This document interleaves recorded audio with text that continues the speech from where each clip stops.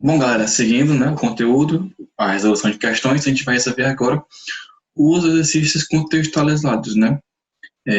A primeira questão tem um texto falando sobre o, o direito, a Declaração dos Direitos do Homem, né? E o liberalismo e o iluminismo, e pergunta basicamente isso. Correlacionando temporalidades históricas, o texto apresenta uma concepção de pensamento que tem como uma das suas bases, a resposta correta é o item E. A Declaração dos Direitos, né, do Homem e do Cidadão, ela se pauta muito na parada universalização do princípio da igualdade civil. Que, como vocês lembram, no antigo regime, o rei e a nobreza, eles tinham uma classe diferente das outras, né? Eles tinham vários privilégios e era tratado diferente na lei, né, nos costumes e tal. E a Declaração dos Direitos do Homem e do Cidadão fala que é, todos os homens são iguais perante a lei, né? Todos os homens são iguais. Claro que isso vai ter seus questionamentos, né? Isso não era uma coisa tão na prática tão lindinha quanto a teoria, porque as pessoas pobres ainda não tinham direitos e tal, mulheres e pipipopopó, mas pelo menos no aspecto mais ideal, era isso que a declaração defendia. E já era uma quebra bastante forte em relação ao antigo regime, certo? Então, o item que se refere, né, essa concepção de pensamento, é justamente essa universalização do princípio da igualdade civil, certo? A segunda questão fala, eu vou ler o texto dessa vez. Desde a abertura dos Estados Gerais, em 1789, a roupa possuía significado político. Michelet descreveu a diferença entre a sociedade dos deputados do terceiro estado, à frente da procissão de abertura, com uma massa de homens vestidos de negro com trajes modestos, e o grupo, qual é a palavra? O grupo refulgente dos deputados da nobreza com seus chapéus de plumas, rendas e paramentos de ouro. Segundo a Igreja Mu, uma grande simplicidade. E, na verdade, a avareza no vestuário era considerada prova de patriotismo. Entre os motivos da convocação da Assembleia, a que se refere o texto, destaca-se, a resposta correta é o item C, a crise financeira e econômica que atravessava o governo do Luís XVI.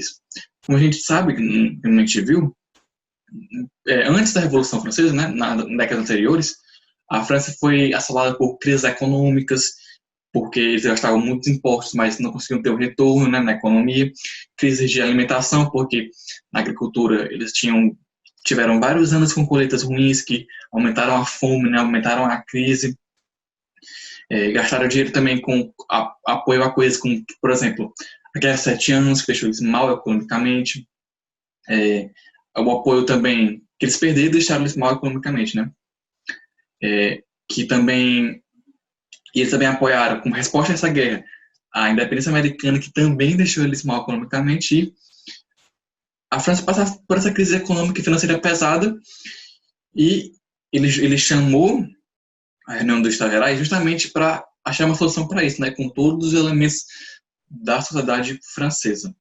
E aí foi essa crise que chamou isso, né, a crise econômica e financeira, o item C. Terceira questão fala sobre não é o texto é um texto do um trechinho que fala sobre a tomada da Bastilha, né? E, e fala assim: o episódio narrado marca o início de um dos momentos políticos mais importantes da história europeia, a Revolução Francesa. A tomada e destruição da fortaleza da Bastilha explicita, a resposta correta é o item E. O levante popular, sob direção burguesa, conta os maiores símbolos da opressão política do absolutismo. Mais uma coisa que a gente viu na aula passada, né? Sobre como era a simbologia da Bastilha como sendo um símbolo do poder do rei, né? E como atacar isso, e ser bem inserido nisso, é sinal de que o rei já não tinha mais esse poder, que o rei já não tinha mais essa aceitação, que ele não tinha mais essa unanimidade, certo?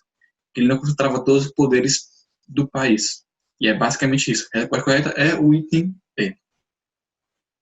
A quarta questão. A charge ilustra as três ordens sociais existentes na França antes da Revolução Francesa, né, de 89. Identifique essas três ordens e explique o posicionamento dos personagens na charge. Bom, você pode ver na charge, a sociedade francesa era dividida em três estratos, né? Na nobreza, no clero e na burguesia e no terceiro estado, né, nos camponeses e tal. Ou seja, nessa dinâmica aí, o cara, que é o terceiro estado, ele está basicamente carregando os outros dois, né? Carregando o clero e é, carregando o clero e carregando a nobreza nas costas, né? Carregando todo o peso nas costas dele. E é basicamente isso por menos, né? Você pode ver o rei e a nobreza, né, com suas roupas chiques e tal, enquanto que a pessoa que está segurando nas costas, né? Ela é representação do terceiro estado, beleza? E é basicamente isso a charge. E aqui, em a última questão, ela vai trazer aí um trecho da Marselhesa. E ela vai pedir para vocês relacionar um trecho da composição ao contexto revolucionário francês. E é uma coisa basicamente simples, né? Vocês podem ver. Avante, filhos da pátria, que o dia agora chegou, contra a tirania, o estandarte ensanguentado se ergueu. Por exemplo, essa parada da tirania se refere, e da pátria, né? Se refere o patriotismo em relação ao país, como significado, né? O significado desse patriotismo, contra os chamados inimigos, né? Com os chamados traidores e tal, que tirânicos, que era tanto o rei, né? Que ele tinha essa parada da figura de um rei tirânico que matava os opositores, que agia com tirania, quanto aos inimigos externos, né? Que tentavam atacar a França para tomar o poder, né? Para restabelecer o rei e o antigo regime e a tirania, né? Na visão deles. E aí, mais no final, as armas cidadãos, formai nossos vossos batalhões, marchemos, que um sangue impuro banha o nosso solo. É basicamente referência à guerra, né? Que você tem que se mobilizar para a guerra contra os inimigos, contra o sangue impuro que marcha o solo, que no caso era o sangue do rei, era o sangue dos opositores, basicamente. Então, a Marselhesa, ela é um hino que chama eles para o conflito, né?